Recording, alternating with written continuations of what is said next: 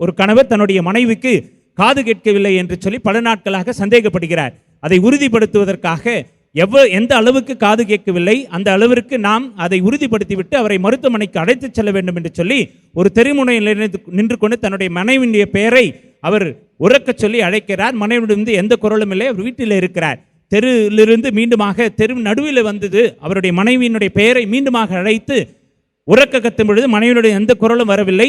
மீண்டுமாக அவர் வீட்டுக்கு முன்பாக வந்து மனைவியுடைய பெயரை சத்தமாக அழைக்கும் பொழுது மனைவியுடைய எந்த பதிலும் வரவில்லை. மீண்டுமாக வீட்டுக்குள்ளாக சென்று மனைவியுடைய பெயரை மிக சத்தமாக அழைக்கும் பொழுது மனைவியிடம் எந்த பதிலும் வரவில்லை. அவர் சமைத்து கொண்டிருக்கிறார். சமையலருக்கு அருகாமையிலே சென்று அவர் தன்னுடைய மனைவியின் பெயரை சத்தமாக சொல்லும் பொழுது மனைவி சமையல் செய்து கொண்டிருந்த அந்த கரண்டியை வைத்துக்கொண்டு கணவரை பார்த்து, நீங்கள் தெருமுனையில என்னுடைய பெயரை சொல்லி அழைத்த பொழுதே நான் குரல் கொடுத்தேன், தெருவுக்கு நடுவில் அழைத்த போது குரல் கொடுத்தேன், வீட்டுக்கு முன்பாக அழைத்த போது குரல் கொடுத்தேன், வீட்டு நடுவில் என்று அழைத்த போது குரல் கொடுத்தேன், ஏன் காதாண்டு வந்து கத்துறீங்க என்று சொல்லி அவர் சொன்ன பொழுதுதான் கணவருக்கு தெரிகிறது தனக்கு தான் காது கேட்கவில்லை என்று சொல்லி. இன்றைக்கு பல விதங்களில் நாம் இப்படி தான் நடந்து கொள்கின்றோம்.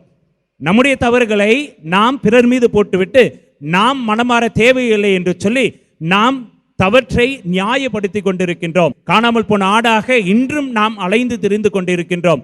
ஆனால் மீண்டுமாக நம்முடைய தவறை உணர்ந்து கொண்டு இறைவனிடம் திரும்பி வரும் பொழுது இறைவன் நமக்கு சொல்வது விண்ணகத்துல மகிழ்ச்சி உண்டாகும். லூக்கா நற்செய்தி அதிகாரம் 15 7வது வசனத்திலும் லூக்கா நற்செய்தி அதிகாரம் 15 10வது வசனத்திலும் ஆண்டவர் ஒரு பாவி மீண்டுமாக மனம் திரும்பி வரும் பொழுது விண்ணகத்துல மகிழ்ச்சி உண்டாகும் என்று சொல்கின்றார்.